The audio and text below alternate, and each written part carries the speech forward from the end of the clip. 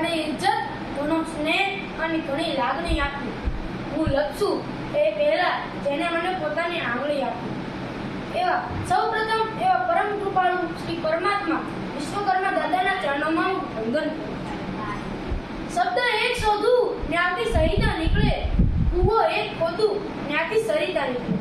સાવ અલગ તાસીર છે આ ભૂમિની, મહાભારત વાવને ગીતા નીકળે, મહાભારત વાવને ગીતા નીકળે.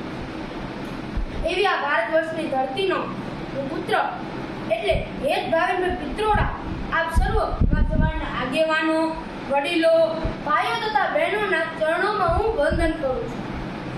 મિત્રો, આજે મારે જે વિષય પર બોલવાનું છે તે વિશે મને કહેવાનું મન થાય છે. मंजिल इन्हीं को मिलती है जिनके सपनों में जान होती है, पंख से कुछ नहीं होता, हौसलों से उड़ान होती है. हाँ મિત્રો, દરેક વ્યક્તિનું સપનું હોય છે કે કંઈ ને કંઈ બનવું. એમાં હું પણ જો વડાપ્રધાન હોઉં તો સૌપ્રથમ હું દેશમાંથી ભ્રષ્ટાચાર નાબૂદ કરવા માટે આકરા નિયમ બનાવીશ અને ભ્રષ્ટાચારીઓને કડકથી કડક સજા કરાવીશ. તેમ બેરોજગાર લોકો જેમણે યોગ્ય લાયકાત મેળવી છે તેવા લોકોને રોજગારી મળે તે માટે હું નોકરીની નવી નવી તકો ઊભી કરીશ. જો હું વડાપ્રધાન બનીશ તો જીવન જરૂરી ચીજ વસ્તુઓ, ખાદ્ય પદાર્થ અને શાકભાજીના ભાવ નીચે લાવવા માટે નવી નીતિઓ ઘડીશ. હું મહિલાઓ, વૃદ્ધો અને બાળકોની સુરક્ષા અને સ્વાસ્થ્ય માટે સારી નીતિ ઘડીશ. હું દેશની આંતરિક અને બાહ્ય સુરક્ષાને અપગ્રેડ કરીશ. હું ગ્રામ્ય વિસ્તારોની શાળાઓમાં સારામાં સારું મફત શિક્ષણ તેમજ આધુનિક ટેકનોલોજીથી સજ્જ વર્ગખંડ તેમ તમામ શાળાઓને સ્માર્ટ શાળા બનાવી દઈશ. તેમ આપણા દેશના લોકોને નોકરી માટે વિદેશનું બહુ વહેલું લાગ્યું છે, તે બીજા દેશના લોકો આપણા દેશમાં નોકરી માટે આવે તે હું મારા દેશનો વિકાસ કરીશ, જેથી કોઈ ભારતીયને દેશની બહાર જવાનું મન જ ન થાય.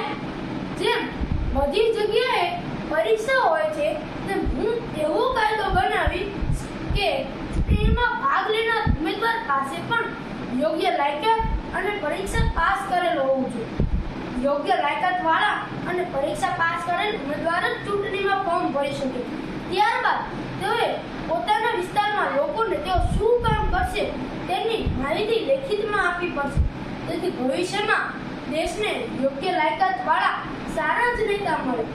દેશના નાગરિકો દ્વારા કરવામાં આવતા નાના નાના કામોથી જ દેશ આગળ વધતો હોય છે.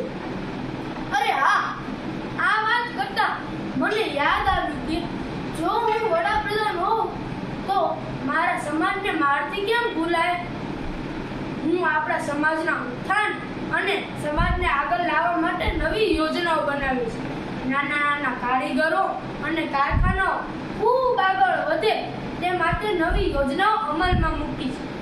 આ ઉપરાંત આખા ભારત વર્ષમાં આપણા સમાજની નવીન વિશ્વકર્મા વાડીઓ અને વિદ્યાર્થી ભવનોનું નવનિર્માણ કરીશ, તેથી તમે સર્વ પણ ગર્વથી કહી શકો કે વડાપ્રધાન અમારી જ્ઞાતિના છે.